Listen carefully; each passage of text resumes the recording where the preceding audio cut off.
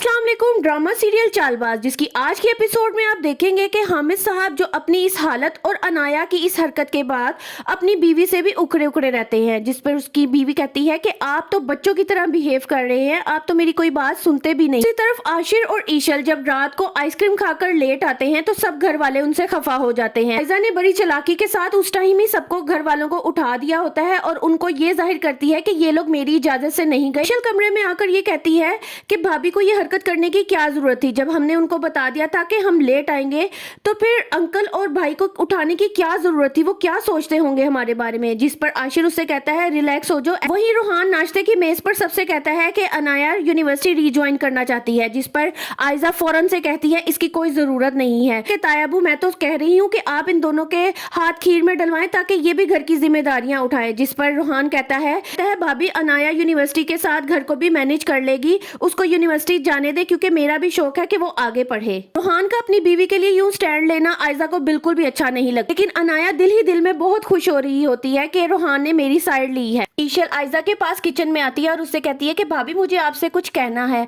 भाभी मुझे तो खाना नहीं बनाना आता। ईशल की इस बात पर आयजा बड़ा तंजी अंदाज में उससे कहती है क्यों अम्मा ने ये नहीं बताया कि ससुराल और मैके में फर्क होता है। ये बात ईशल को अच्छी नहीं लगती क्योंकि वो समझ ही नहीं पा रही आयजा का बिहेवियर उसके साथ इस तरह का क्यों है। वालदा से शेयर करती है और उनको बताती है कि अनाया ये कुछ हरकतें करती फिर रही है, जिस पर वो कहती है कि इस लड़की ने तो हमें नाको चने चबवा दिए हैं। जिस पर आयजा कहती है कि आप तो ये बात छोड़ ही दे, मुझे तो वो रोजाना नाको चने चबवा रही है, उसने तो मेरा जीना मुहाल कर दिया है इस घर। अनाया रूहान के साथ जाती है और मेहंदी लगवा कर आती है और आते साथ ही ईशल को दिखाते हुए कहती है ये देखे मैंने मेहंदी लगवाई है, रूहान को बहुत ज्यादा पसंद है। जिस पर ईशल कहती है कि पर अनाया तुम्हें तो मेहंदी से एलर्जी है, कल ही ये बात तो भाभी ने बताई थी। जिस पर अनाया कहती है नहीं मुझे तो कोई एलर्जी नहीं है, रूहान को मेहंदी बहुत पसंद है, उन्होंने ही मुझे लगवाई है।